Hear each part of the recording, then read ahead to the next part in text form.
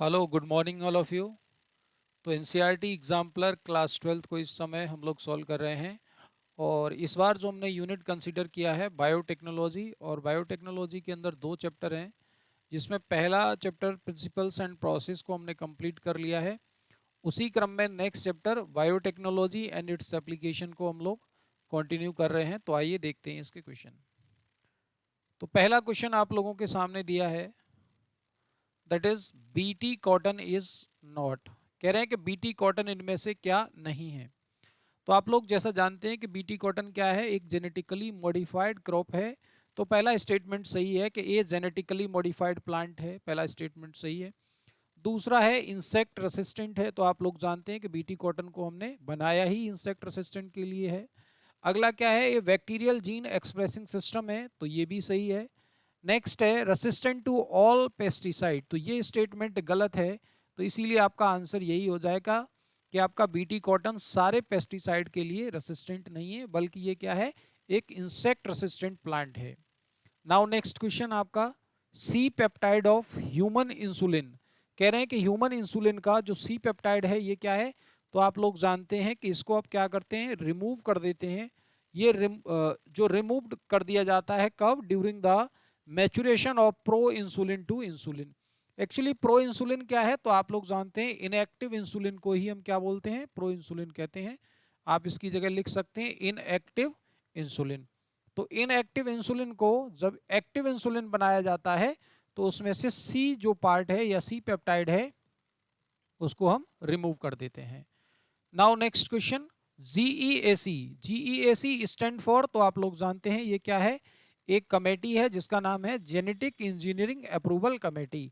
Genetic engineering approval committee क्या है, यानी बाहर से जो भी हम प्लांट वगैरह लेकर के आते हैं या किसी एनिमल्स को लेके आते हैं, तो उसका हमारे इकोलॉजी पर, हमारे इन्वायरमेंट पर क्या प्रभाव पड़ेगा, या उसको लाना चाहिए या नहीं लाना चाहिए, इन सारी जो सेफ गार्डिंग है या इसको देखभाल करने के लिए जो कमेटी बनाई है भारत सरकार ने, उसको बोलते हैं genetic engineering approval committee.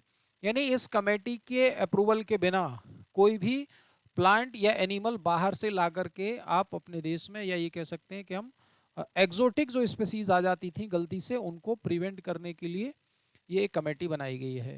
Now next question, alpha one antitrypsin. तो अल्फा वन एंटीट्रिप्सिन क्या है, आप लोग जानते हैं कि ये रिकॉम्बिनेंट डीएनए टेक्नोलॉजी के द्वारा तैयार किया गया एक प्रोटीन है, जिसे हम यूज करते हैं किसमें, टू ट्रीट एम्फाइसीमा।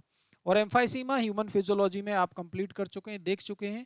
एम्फाइसीमा क्या है, एम्फाइसीमा एक रेस्पिरेटरी डिसऑर्डर है ना, एक रेस्पिरेटरी डिसऑर्डर है, रेस्पिरेटरी डिसऑर्डर है। और इस डिसऑर्डर में क्या होता है ये भी आप लोग मेंशन कर चुके हैं, देख चुके हैं।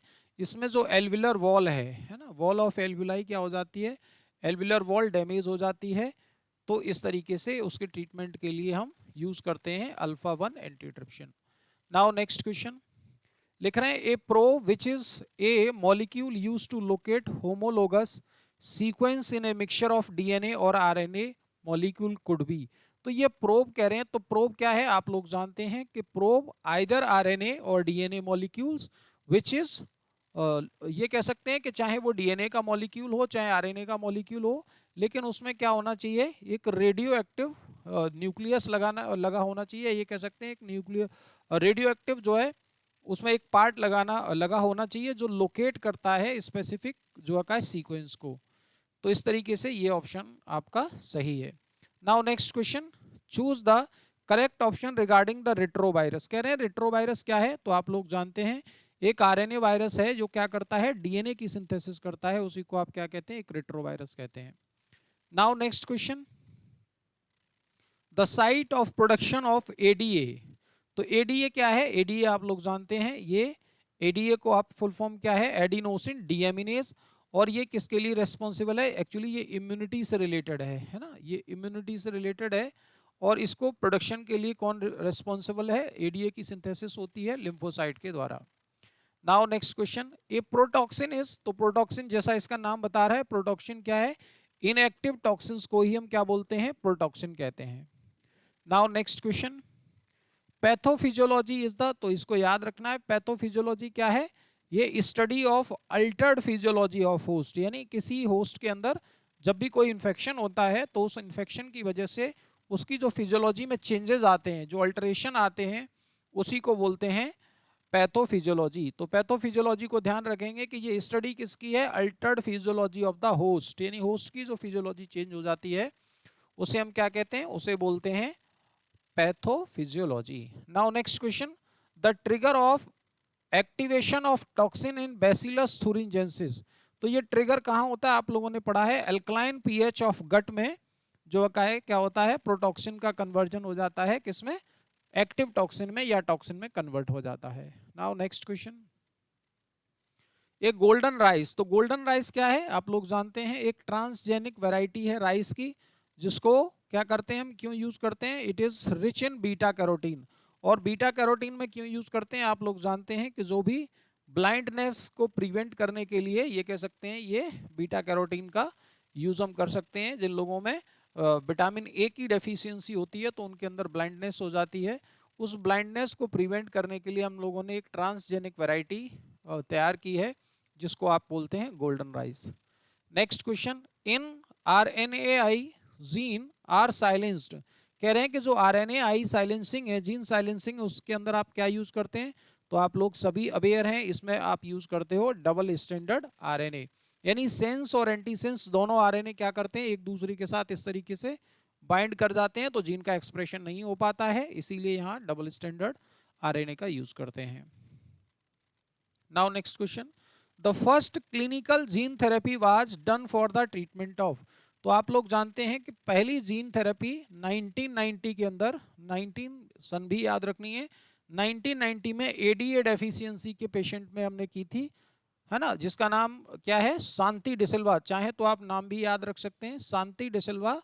एक जो 4 ईयर ओल्ड गर्ल्स के अंदर इसको पहली बार किया गया था, दैट इज द, इसको दूसरा नाम भी है severe combined immuno deficiency resulting from ADA deficiency. Actually ADA क्या है, एडीए जैसे अभी बताया हमने, लिम्फोसाइट के द्वारा सिंथेसाइज किया एक सब्सटेंस है, जिसकी कमी से क्या होता है, इम्यूनिटी काफी लो हो जाती है, इसीलिए बोल रहे हैं सीवियर कंबाइंड इम्यूनो डेफिशिएंसी।